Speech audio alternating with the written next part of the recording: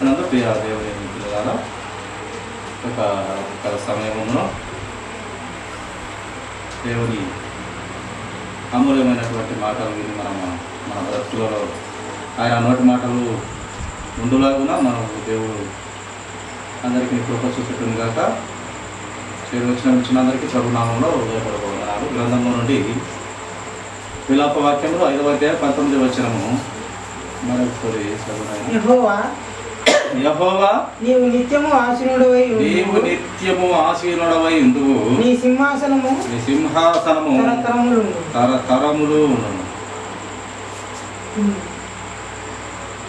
సల్మాన్ రాజు గారు రచించినటువంటి విలాప వాక్యంలో యెహోవా నీ యొక్క నిత్యము ఆశీనుడవైన దేవుడవు నాయన, నీ సింహాసనము తరతరములు ఉండునని ఆయన జ్ఞానము చేత పరిశుద్ధాత్మ దేవుని ప్రేరణ ద్వారా ఇక్కడ గ్రంథంలో వ్రాయించి ఉన్నాడు. ఆయన నిత్యము ఆయన సింహాసనము తరతరములు ఉండును. ఆయన నిత్యము ఆసీనుడై ఉన్నటువంటి దేవుడు. నిత్యము ఈ యొక్క లోకం మాదిరి 5 సంవత్సరాలు 10 సంవత్సరాలు కాదు, కానీ ఆ యొక్క మన దేవుని రాజ్యము నిత్యము ఆసీనుడనై ఉన్నటువంటి దేవుడు. ఆయన సింహాసనము తరతరములు ఉండు. ఎందుకు ఆయన సింహాసనము తరతరములు ఉండును? ఈ లోక సింహాసనము కొంచెం కాలం ఉండునంటే ఆయన సింహాసనము ఆయన 4 కుర్చీకి 4 స్తంభము లాంటి సింహాసనము ఆయన సత్యమై ఉన్న దేవుడు కనుక అది ఎప్పటికీ ఎన్నటికీ కొట్టివేయబడదు. కనుక ఆయనది తరతరములు నిలుచును, తరతరములు ఉండును. ఆయన సత్యము, ఆయనే సత్యము, ఆయనే మార్గము, ఆయనే జీవము, ఆయనే నిత్య జీవము. ఆయన ఎందున్న వారందరూ నిత్య జీవము కలిగినటువంటి వారు. కనుక ఆయన బిడ్డలు, ఆయన సైనికులు, ఆయన శిష్యులు, ఆయన రక్తంలో పాల్గొంటున్న ప్రతి ఒక్కరూ ఆయన సైనికుల వలె, ఆయన శిష్యుల వలె, ఆయనలాగా ఆయన మాదిరి ఉండటకు దేవుడు కృప చూపిస్తున్నాడు. ఆయన రక్తంలో పవిత్రత అంత పరిశుద్ధమైనది కనుక మనము సత్యం నుండి సర్వసత్యంలోనికి నడిపించు దేవుడు ఆయన. యెషయా గ్రంథము 64వ అధ్యాయము 9వ వచనము చూడండి. ఆయన నోటి ఆలోచన, ఆయన మాటలు మనము ధ్యానించము. యెషయా గ్రంథము 64వ అధ్యాయము 9వ వచనము. యెహోవా అత్యధికముగా కోపపడకము, చేసిన దోషమును నిత్యము జ్ఞాపకం చేసుకొనకము, చిత్తగించుము, చూడుము, దయచేయము, మేమందరము నీ ప్రజలమే కదా. భక్తుడు ఇక్కడ వ్రాయించి ఉన్నాడు పరిశుద్ధాత్మ దేవుని ప్రేరణ ద్వారా. అత్యధికంగా కోపపడకము తండ్రి, మేము చేసిన దోషములు నిత్యము జ్ఞాపకం చేసుకొనకం నాయన, చిత్తగించుము, దయచూపుము, చూడుము, మేమంతా నీ ప్రజలమే కదా అంటూ ఆయన సంబోధిస్తూ వ్రాయిస్తూ వచ్చినాడు. మేమంతా నీ ప్రజలమే, నీ చేతి పని వారిమే, నీ చేతులతో మమ్మల్ని చెక్కి తయారు చేసినటువంటి నీ బిడ్డలమే.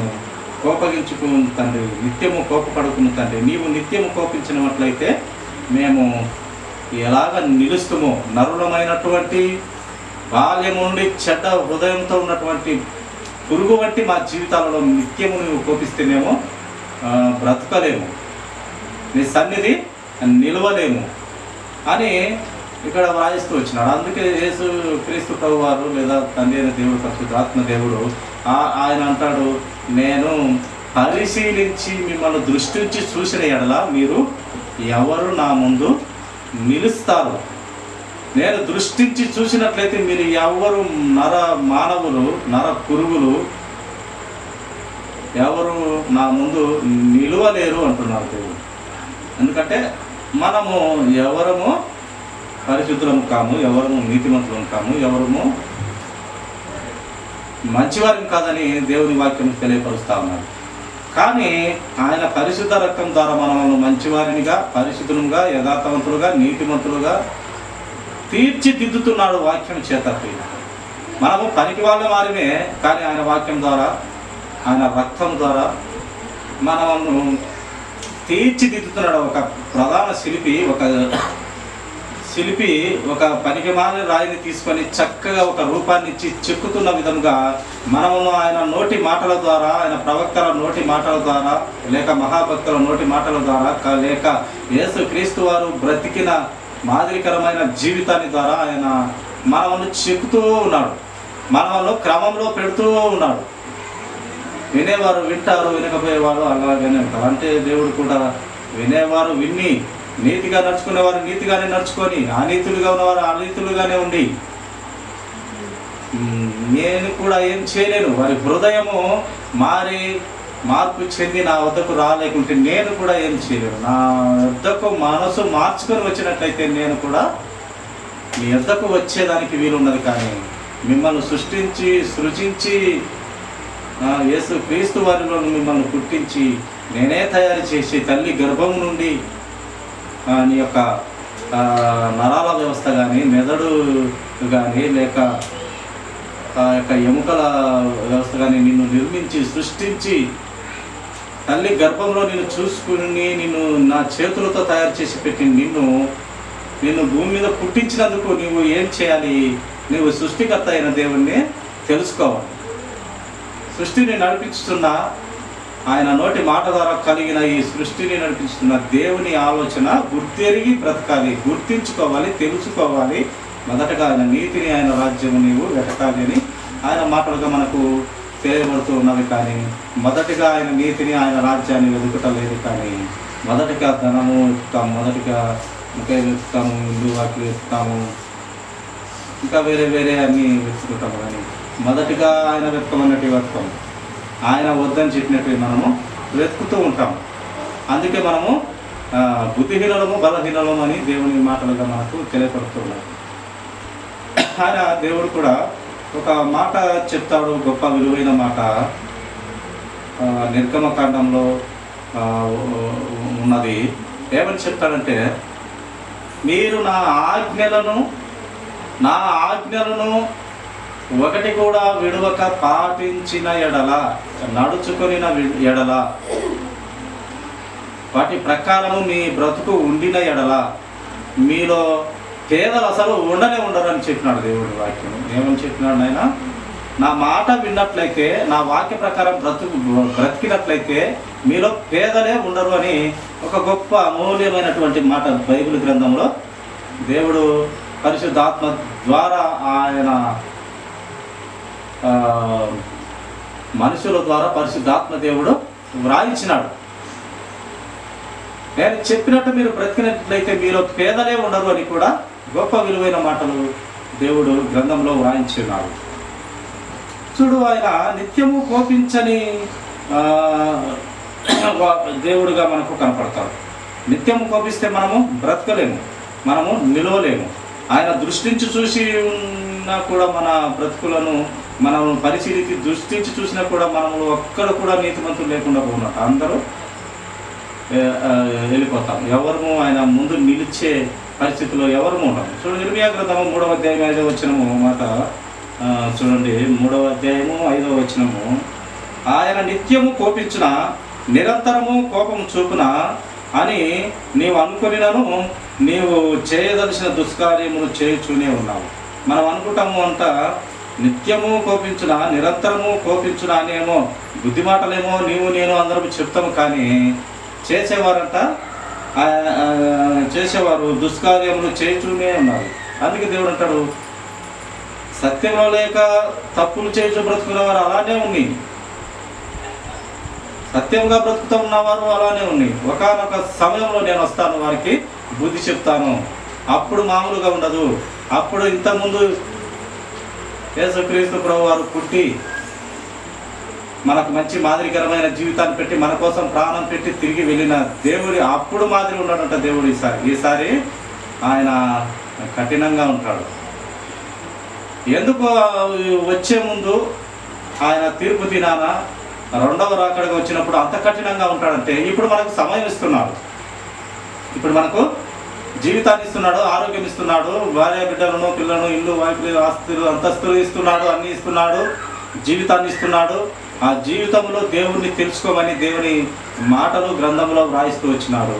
ఆ ప్రకారం నువ్వు బ్రతికితే అప్పుడు ఆయన బిడ్డగా అంగీకరిస్తాడు, ఆయన పక్కలో నిలబెట్టుకుంటాడు, ఆయన దగ్గర పెట్టుకుంటాడు, అవసరమైతే ఆయన సింహాసనం ఇస్తాడు, ఆయన జీవ కిరీటాలు ఇస్తారు, అనేక బహుమతులు ఇస్తారు.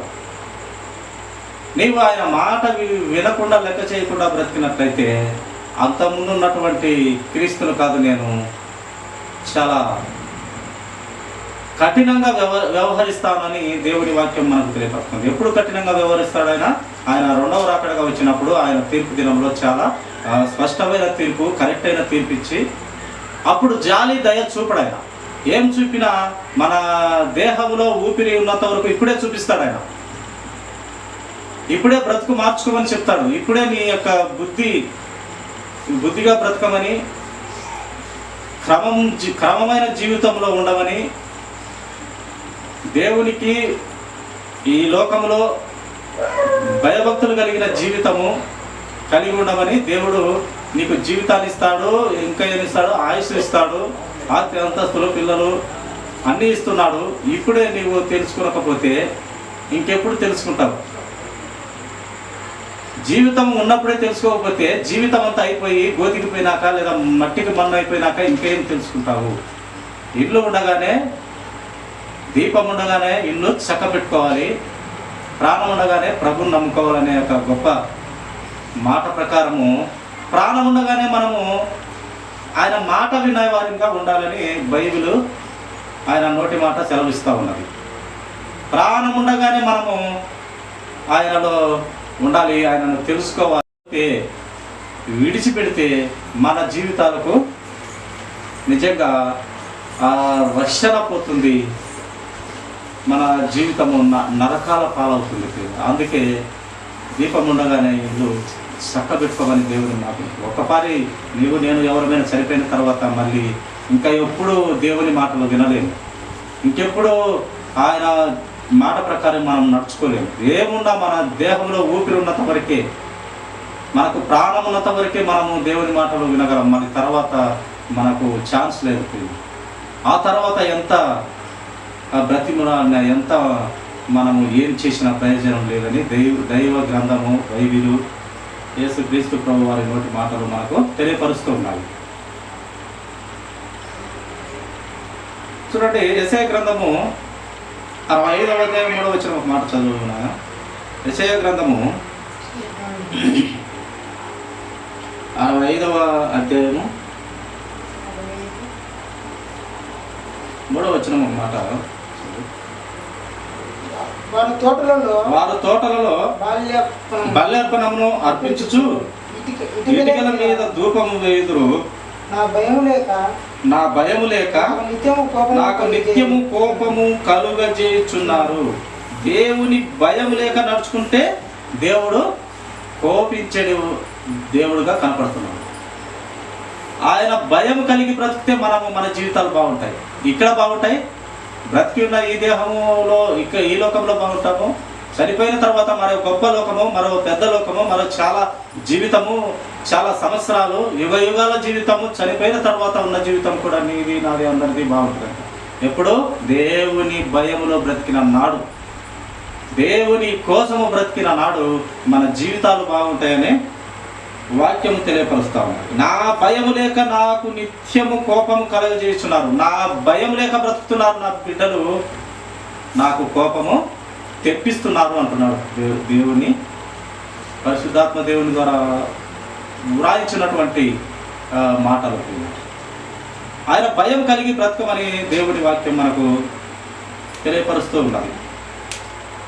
చూడండి, అదే యెషయా గ్రంథము 57:16 వచనము చూడండి. 57వ అధ్యాయము 16వ వచనము చూడండి. నేను నిత్యము పోరాడువాడను కాను, ఎల్లప్పుడూ కోపించువాడను కాను. చూడండి, నిత్యము పోరాడువాడను కాను, ఎప్పుడును బద్దలొచ్చును నేను కోపించువాడను కాను. అలాగుండిన ఎడల నా మూలముగా జీవాత్మ క్షీణించును, నేను పుట్టించిన నరులు క్షీణించిపోవుదురు. దేవుడు ఏమంటున్నాడంటే ప్రియులారా, యెషయా ప్రవక్త ద్వారా పరిశుద్ధాత్మ దేవుడు వ్రాయించినటువంటి యొక్క గొప్ప మాట, నేను నిత్యము కోపించిన ఎడల మీరు నిలువలేరు. జీవాత్మ అనేది లేక నరులు అనేది ఈ భూమి మీద ఉండదు, నశించిపోతుంది. ఎప్పుడు కోపించినట్లయితే ఈ భూమి మీద మనుషులు అనేవారే ఉండరయ్యా అంటూ దేవుని వాక్యం మనకు ఇక్కడ తెలియపరుస్తా ఉన్నది. అలాగా నిత్యం కోపించినట్లుగా నేను ఉండినట్లయితే నా మూలముగా జీవాత్మ క్షీణించును. నేను పుట్టించిన నరులు ఎవరునైనా, నా మనుషులను పుట్టించింది దేవుడు. దేవుడు పుట్టించిన నరులు క్షీణించిపోతారు. ఎప్పుడు క్షీణించిపోతారంట? ఆయన ఎప్పుడు కోపిస్తే కనుక మనము బ్రతకలేము. ఆయన కోపం అంత శక్తి గలది, అంత న్యాయం గలది. ఎందుకంటే మన విధానము, మన జీవిత విధానము, మన బ్రతుకు విధానము సరిలేదే, కానీ దేవుని ఆలోచన విధానం చాలా మహోన్నతమైనది. ఆయన సంకల్పం చాలా గొప్పవి, దొడ్డవి, పెద్దవి, మహాగణము అయినటువంటి కార్యములు ఆయన కార్యాలు. కనుక ఆయన ఎప్పుడు కోపించినట్లయితే నరుల మన వారినే క్షీణించిపోతాము అంటూ దేవుని వాక్యం మనకు తెలియబడుతూ ఇక్కడ వ్రాయించి ఉన్నాడు. చూడండి, యెషయా గ్రంథము 51వ అధ్యాయము, అదే అధ్యాయంలో 13వ వచనము చదవండి.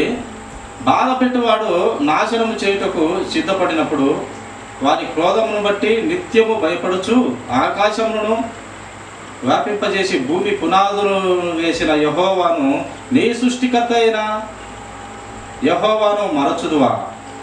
బాధ పెట్టి వారి క్రోధము ఏమాను? భూమి పునాదులు వేసిన యెహోవాను, నీ సృష్టికర్త అయిన యెహోవాను మరచుదువా? భూమికి పునాదులు వేసిన దేవుణ్ణి మనము మరువకూడదు. నిన్ను నన్ను సృష్టించిన ఈ సర్వ సృష్టిని సృష్టించిన దేవుణ్ణి మరువకూడదు అంటూ ఇక్కడ వాక్యంలో వ్రాయిస్తూ వచ్చినారు. దేవుణ్ణి ఎప్పుడు మరవకూడని వారిగా ఉండాలని దేవుని వాక్యం తెలియపరుస్తున్నాడు. సృష్టిని సృష్టించిన, పునాదులు వేసి ఈ భూమిని సృష్టించిన దేవుణ్ణి మరవకూడదు. ఆయనలో ప్రార్థన ద్వారా ఆయనకు దగ్గరగా మన కుటుంబంలో తండ్రి ఎలాగా కుటుంబాన్ని క్రమముగా నిలబెట్టాలి, క్రమముగా ఉండాలి అని ఆశ కలిగి ఉంటాడో, అలాగే తండ్రి అయిన దేవుడు ఈ భూమి మీద ఉన్న ప్రతి మనిషిని కుటుంబంగా అనుకుంటున్న ఈ భూమి మీద ఉన్న ప్రతి కుటుంబాన్ని అందరినీ కుటుంబంగా ఎంచుకున్న ఆ సృష్టికర్త అయిన దేవుడు ప్రతి ఒక్కరూ ఈ సృష్టికర్త అయిన దేవుణ్ణి, ఆ తండ్రి అయినటువంటి నన్ను తెలుసుకోవాలి, నన్ను గణపరచాలి, నా యొక్క యథార్థత కలిగి మీరు కూడా ఉండాలని దేవుడు చెప్తున్నాడు. అందుకే ఆయనను మరువకూడదు. అవి భూమి పునాదులు వేసినటువంటి యెహోవాను మనము విసర్జించకూడదు, మరవకూడదు. ఆయన సన్నిధానంలో, ఆయన ఆలోచనలో, ఆయన బిడ్డలముగా, ఆయన దగ్గర మనము, ఆయన సహవాసంలో, ఆయన స్నేహంలో మనము ఉండాలి, ఆయన కుటుంబంలో భాగంగా మనం ఉండాలని దేవుడు కోరుతూ ఉన్నాడు. చూడండి, యెషయా గ్రంథము 40వ అధ్యాయము 8వ వచనము, లేక ఇదే అధ్యాయము 6వ వచనం ఒక మాట చదువునైనా. 51వ అధ్యాయము 6వ వచనము, ఆకాశం వైపు కన్నులెత్తుడి, భూమి కింద భూమిని, ఆకాశం వైపు కన్నులెత్తుడి, కింద భూమిని చూడుడి.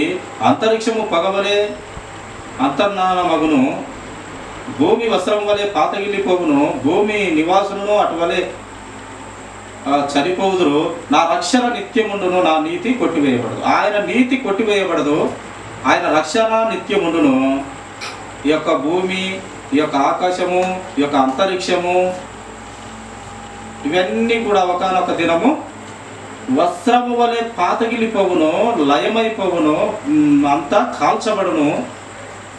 అందరి నివాసులందరూ కూడా అది ఎలాగో భూమి నాశనం అయిపోవును, అందరి నివాసులైన మనుషులను కూడా ఏమైపోదుమని రాసినాడు, అటువలే చనిపోదులు అంటూ ఇక్కడ వ్రాయబడింది. అన్నీ అంతమైపోతుంది, భూమి అంతమైపోతుంది, ఆకాశం అంతమైపోతుంది, ఒక పాత గుడ్డ వలె చినిగిపోతుంది. కానీ స్థిరంగా ఒకటి మాత్రం నిలబడుతుంది. ఏంది నాయన అది? ఆయన రక్షణ నిలబడుతుంది, ఆయన నీతి నిలబడుతుంది అంట. ఆయన ఇచ్చినటువంటి రక్తము కాచినటువంటి ఆ రక్తం చేత కొనబడినటువంటి అమూల్యమైనటువంటి రక్తము కాచినట్టు ఆ రక్తం చేత కొనబడినటువంటి ఆ రక్షణ మనకు నిలబడుతుంది. ఆయన రాజ్యము, ఆయన నీతి కొట్టివేయబడదు. అది ఎప్పటికీ ఉంటుంది, యుగాలు తరతరాలు ఉంటుంది. చూడండి, యెషయా గ్రంథం 40వ అధ్యాయంలో 8వ వచనం ఒక మాట మనం ధ్యానిద్దాము. గడ్డి ఎండిపోవును, దాని పువ్వు వాడిపోవును, మన దేవుని వాక్యము నిత్యము నిలుచును. గడ్డి ఎండిపోతుంది, వాడిపోతుంది, పొద్దున్నే వికసిస్తుంది, మధ్యాహ్నంకు వాడిపోతుంది, సాయంత్రంకు ఎండిపోతుంది. దేవుడు ఆ వాక్యమై ఉన్నాడు. ఆ వాక్యమే శరీరధారిగా భూమి మీదకి మళ్ళీ వచ్చినాడు. ఈ వాక్యమే దేవుడుగా ఉన్నాడు, దేవుడే వాక్యమై ఉన్నాడు. ఆ వాక్యమైన దేవుడే ఈ యొక్క భూమి మీదకి శరీరధారిగా వచ్చి ఈ చదువుతున్నటువంటి వాక్యమే దేవుడిగా ఈ భూమి మీద పుట్టి ఏం చేసిపోయినాడు? ఆయన రక్తము చిందించిపోయినాడు, మన కోసం ప్రాణం పెట్టిపోయినాడు. ఆ మనుషుల పురుగు వంటి మన బ్రతుకులు పనికిమాలిన మన జీవితాలలో ఆ మనుషుల కాళ్ళు కడిగి ఆయన ప్రాణం పెట్టి వెలపెట్టి ఆ రక్తం చేత కొనబడిన వారిని మనం ఎంత ప్రేమ ఉంటే ఇంత గొప్ప పని దేవుడు చేస్తాడు. నిజంగా ప్రేమలు చూపించాలంటే మన ఇరుగు పొరుగు లేక ఎవరైనా ఒక పక్కన ఇరుగు పొరుగు కానీ ప్రేమ చూపాలంటే ఏం చేస్తాడు? ఏదన్నా మంచి భోజనం తయారు చేసుకుంటే కొంచెం వేసి ఇస్తారు. వేసి ఇచ్చిన తర్వాత ఎంతో మురిసిపోతాం, ఎంత ప్రేమ చూపిస్తున్నాడు, వాళ్ళు ఏం చేసుకున్నా మాకు ఇవ్వకుండా తినరు అన్నట్టుగా ఎంత ప్రేమ. కానీ సృష్టికర్త అయిన దేవుడు ఆయన ప్రేమ వర్ణించడానికి సాధ్యము కానటువంటి మహా గొప్ప ప్రేమ. మనుషులు కాళ్ళు కలిగినాడండి దేవుడు. ఎంత గొప్ప దేవుడు, ఎంత నమ్మకమైన దేవుడు, ఎంత న్యాయవంతుడు, నీతివంతుడు, ఎంత ఆయనకు ఆ మాటలు చాలవు. అంత గొప్ప దేవుడు చాలా క్రమముగా బ్రతికి మనలాంటి శరీరంతో, మనలాంటి గిచ్చితే నొప్పి కలిగినటువంటి శరీరంలో పుట్టి పాపం అంటించుకోకుండా బ్రతికి పరిశుద్ధుడుగా బ్రతికి ఆ పరిశుద్ధ జీవితము ద్వారా ఆ పరిశుద్ధుని రక్తం ద్వారా మనలను పవిత్రపరిచి మన కాళ్ళు కడిగి ఆ దేవునిలాగా ఎదుగుటకు, ఆ దేవునిలాగా ఉండుటకు, యథార్థులుగా ఉండుటకు, బుద్ధివంతులుగా ఉండుటకు, నీతిగా నడుచుకున్నటకు, యథార్థవంతులుగా నడుచుకున్నటకు, పరలోక రాజ్యం చేర్చుటకు ఎంత ప్రేమ కలిగి ఉన్నారు గొప్ప దేవుడు యేసుక్రీస్తు ప్రభువారి ప్రియ. ఆయన ప్రేమను వర్ణించడానికి ఈ భూలోకంలో ఉన్నటువంటి భాషలు చాలవు, పెన్నులు చాలవు, ఏది చాలవు. ఆకాశమంతా రాసినా కూడా ఆయన ప్రేమను ఇంకా కొదువుగానే ఉంటుంది. కనుక అంత సత్యవంతుడైన దేవుణ్ణి, సృష్టిని, నిన్ను నన్ను అందరినీ కలుగు చేసిన దేవుణ్ణి మనం మరవకూడదు. ఆయన దినదినము జ్ఞాపకం చేసుకోవాలి, ఆయన సహవాసంలో ఉండాలి, ఆయన కోసం బ్రతకాలి, ఆయన సత్యంలో బ్రతకాలి. ఈ లోకంలో ఏమి సంపాదించినా, ఎంత ఉద్యోగం ఇచ్చినా, ఎంత గొప్ప పనులు చేసినా ప్రయోజనం లేదు. కానీ ఆయనలో లేక, ఆయన రక్షణ పొందక నీవు నేను ఎవరమైనా మనం ఈ లోకాన్ని విడిచినట్లయితే అంతకన్నా దౌర్భాగ్యులము మనం ఉండవు, అంతకన్నా బుద్ధిహీనత మనకు ఉండదు. కనుక మనిషిగా పుట్టిన మనమందరం కూడా ఆ మనుషులను తయారు చేసిన దేవునికి భయభక్తులు కలిగి ఆయనను తెలుసుకోవాలి. ఆయన క్రమములో, ఆయన కట్టడలలో, ఆయన న్యాయ విధులలో, ఆయన శాసనాలలో మనము బ్రతికినట్లయితే మన జీవితానికి ధన్యము, పరలోక రాజ్యము మనకు దక్కుతుంది ప్రియులారా, దక్కుతుంది. చూడండి, యెషయా గ్రంథం 49వ అధ్యాయము 16వ వచనము ఒక మాట మనము ధ్యానించుకుందాము. యెషయా గ్రంథము 49వ అధ్యాయము 16వ వచనము. చూడుము, నా అరచేతుల మీదనే నిన్ను చెక్కి ఉన్నాను, నీ ప్రాకారమును నిత్యము నా ఎదుట ఉన్నావు. మన బ్రతుకంతా ఆయన ఎదుటనే ఉన్నది. మనము ఎవరు చెక్కి ఉన్నారంటే మనము చూడుము, నా అరచేతుల మీదనే నిన్ను చెక్కి ఉన్నాను. నిజంగా యేసుక్రీస్తు ప్రభువారు ఆయన చేతులతో మనం చేసినాడు. ఆయన నోటి మాట ద్వారా కలుగజేయలేదు. ఈ సర్వ సృష్టిని ఆయన నోటి మాట ద్వారా కలుగజేసినాడు. కానీ దేవదూతలను ఆయన నోటి మాట ద్వారా కలుగజేసినాడు. ఈ ఈ ప్రకృతిలో లేక ఈ లోకంలో ఈ భూమి మీద ప్రతి వస్తువు ఆయన నోటి మాట ద్వారా కలిగినది, కానీ ఒక మనిషిని మాత్రం ఎంతో ప్రేమించి దేవుడు తన స్వహస్తాలతో చక్కగా బొమ్మని చేసి ఆయన జీవాత్మను ఊదినాడు. ఆయన సొంత చేతులతో తయారు చేసినాడు మనిషిని ప్రియుల.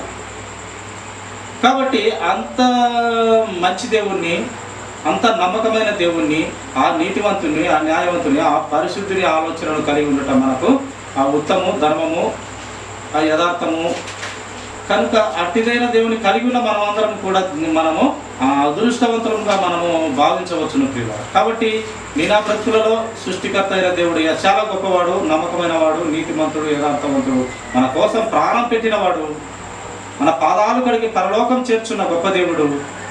ఆ దేవుడు మనుషులు కాళ్ళు కడగడం నిజంగా ఇది గొప్ప విషయం. ఎంత తగ్గింపులోకి వచ్చినాడు దేవుడు. దేవుడు మనుషులు కాళ్ళు కడగడము ఎక్కడి ఆలోచన, ఎక్కడి అది, ఇది ఎంత తగ్గింపు స్వభావము. అందుకే అంత గొప్ప దేవుడు దొరుకుట మనకు అదృష్టం. మనము నడిపించుతున్నా, మనము పుట్టించుతున్న దేవుడు మన ఏలు పట్టి నడిపిస్తున్నాడు. ఆయన చేతులతో తయారు చేసిన దేవుడు మన కాలు గడికి పరలోక రాజ్యం చేస్తున్నాడు. ఆయన రక్తం ఇచ్చి కొని నిన్ను పరిశుద్ధులుగా చేసి పరిశుద్ధులలో నిన్ను ఉంచుటకు సిద్ధ మనసు కలిగినటువంటి యేసు క్రీస్తు ప్రభు వారిని నేను అందరము మనపూర్వకంగా మన పూర్ణాత్మతోనూ, పూర్ణ శక్తితోనూ, పూర్ణ బలముతోనూ, పూర్ణ శక్తితోనూ ఆయనను ఆరాధించే వారంగా, ఆయనను పూజించే వారంగా, ఆయనను స్తుతించే వారంగా, ఆయనను గణపరిచే వారంగా ఉండాలని లేఖనము తెలియపరుస్తున్నది. ఆ దేవుని ఆలోచనగా ఉన్నది కనుక సృష్టికర్త అయిన దేవుని పాదాల చెంత మనకు అనేకమైన జ్ఞాన సంగతులు మనకు దొరుకును, మనకు బుద్ధి వివేచన నేర్పించును, మనము ఎలా బ్రతకాలో మనం ఈ భూలోకం మీద మనకు నేర్పించును దేవుని వాక్యం ప్రియుల. యెషయా గ్రంథము 6వ అధ్యాయము 9వ వచనము మాట ధ్యానిద్దాము.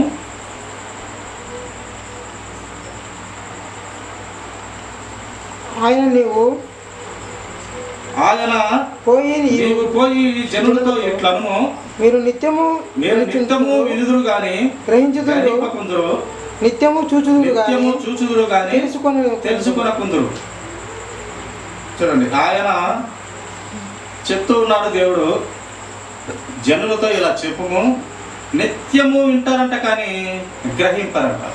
నిత్యము వింటా ఉంటారు దేవుని వాక్యము. ఏదో ఒక సేవకుడు, ఏదో ఒక దైవ సేవకుడు, ఏదో ఒక దేవుని సువార్థికుడు, దేవుని సేవకుడు, దేవుని శిష్యుడు, దేవుని పని చేసే వారు ఏదో ఒక విషయము టీవీలో కానీ ఏదో ఒక విషయం అయితే మన చెవులలో వినిపిస్తుంటారంట, కానీ వింటారు కానీ దాన్ని గ్రహించే మనసు పెట్టారంట. వింటా ఉంటారు అంతే, వింటా ఉంటారు, ఏముంది అంటూ ఉంటారు. అదే ఒక వ్యాధి పెట్టు, ఒక జ్వరాన్ని పెట్టు, డీలా పడిపోతాం. అన్నీ బాగున్నప్పుడు మనము దేవుడు కనపడ్డు, మనకు ఏదన్నా సమస్య పెట్టినప్పుడు అప్పుడు డీలా పడిపోతాం. అప్పుడు ఒక రకమైన తెలకం లేసి ఉండిపోతాం. నిజంగా ఆయనను గ్రహించే వారిగా ఉన్నారు. నిజంగా అందుకే దేవుడు ఏమంటున్నాడు, నేను ఉత్తముడునో కాదో రుచి చూచి నన్ను ఎరుగుము, నన్ను పరిశీలించుము అని దేవుని వాక్యం తెలియపరుస్తాను. దేవుడు అంటున్నాడు, నేను మంచివాడినో కాదో నీవు నరుడా, నేను మంచివాడునో కాదో, దేవుడునై ఉన్న నేను మంచివాడునో కాదో నీవు పరిశీలించు, ఉత్తముడా కాదా నీవు గమనించు, ధ్యానించు. ఉత్తముడు అయితేనే నా దగ్గరకు రా, నేను ఉత్తముడు కాదంటే నన్ను నీవు వదిలిపెట్టే పర్వాలేదు అని దేవుని వాక్యం మనకు తెలియపరుస్తుంది. ఆయన కన్నా ఉత్తముడు ఎవరు ఉన్నారండి? ఆయన నిజంగా ఎంత గొప్ప దేవుడు, ఎంత నమ్మకమైన దేవుడు, ఎంత నీతివంతుడు, ఎంత న్యాయం కలిగిన దేవుడు యేసు క్రీస్తు ప్రభు వారు. ఆయన ఆ నిలువెత్తు, ఆయన రూపం నిలువెత్తు సాక్ష్యము, సత్యము, మార్గము, జీవము, ఆయన నోటి మాట కన్నట్టు అన్ని సమస్తము ఆయన. ఎందుకంటే ఆయన తప్పు చేయనటువంటి వాడు, తండ్రి మాటను నెరవేర్చినటువంటి వాడు, ప్రాణము పెట్టినటువంటి వాడు. తండ్రి మాట ఒకటి కూడా తప్పకుండా కలువరి శిలువలో చెప్పిన మాట చెప్పినట్టు ప్రతిదీ తూచా తప్పకుండా నెరవేర్చినటువంటి వాడు. అందుకే ఆయన అంటాడు, నాకు ఆహారము అక్కర్లేదు, నాకు వేరే ఆహారం ఉన్నది, అది దేవుని నోట నుండి, నా తండ్రి నోట నుండి వచ్చినటువంటి మాటే నాకు ఆహారమై ఉన్నది. నా శిష్యులారా, మీరు ఇప్పటికీ ఆహారం కానియండి, తినండి. నా ఆహారము వేరే ఉన్నది, నా ఆహారము దేవుని మాట నెరవేర్చడమే నా ఆహారము అని దేవుడు చెప్పినాడు. అందుకే ఆయన 40 దినాలు ఉపవాసంతో ఈ మంచి నీరు కూడా ముట్టుకోకుండా సాతాను శోధించినప్పటికీ ఆయన సాతానును కూడా ఎదిరించి 40 దినాలు మనలాంటి శరీరంతో పుట్టిన ఆయన 40 దినాల నీళ్లు ఆహారం లేకుండా ఉండి ఆ యొక్క ప్రకృతి సంబంధమైన ఈ లోకములో మనిషి శరీరాన్ని ఆకలిని కూడా తట్టుకోగలిగితే ఎంత మంచిదో ఆయన మనకు చూపించినాడు యేసుక్రీస్తు ప్రభువు. 40 దినాలు ఆహారాన్ని ముట్టుకోకుండా నీళ్లు తాగకుండా ఉన్నాడంటే ఆయన ప్రతి దాన్ని జయించగలడు. మదమాత్సర్యాలను, కామకోద మదమాత్సర్యాలను కూడా జయించగలిగిన సమర్థుడు యేసుక్రీస్తు ప్రభువు. ఇంత ఆకటిని 40 దినాలు ఆపుకొనగలిగిన దేవుడు మనలాంటి శరీరంతో పుట్టి, ఆయన దేవుని కుమారుడు అయినప్పటికీ మనలాంటి శరీరంతో పుట్టి 40 దినాలు ఆహారాలు తినకుండా ఉన్నటువంటి గొప్ప దేవుడు. ఆ బాధనంతటిని తట్టుకున్నవాడు. మనం ఒక్క దినము అన్నం తినకుంటే మన ముఖాలు నోట్లో నుంచి మాట రాదు, నీరసపడిపోతాము, చాలా ఇబ్బంది పడిపోతాము, మంచం మీద పడిపోతాము. ఆయన అది అనుభవించి ఆయన జీవితం మీద ఒక పట్టు సంపాదించినాడు. ఆ పట్టు సంపాదించి మరణాన్ని కూడా జయించినాడు. చాలా శక్తి కలిగిన దేవుడు. చివరిగా ఒక మాట చూడము, ముగించుకుందాము. కీర్తనల గ్రంథము 103వ అధ్యాయము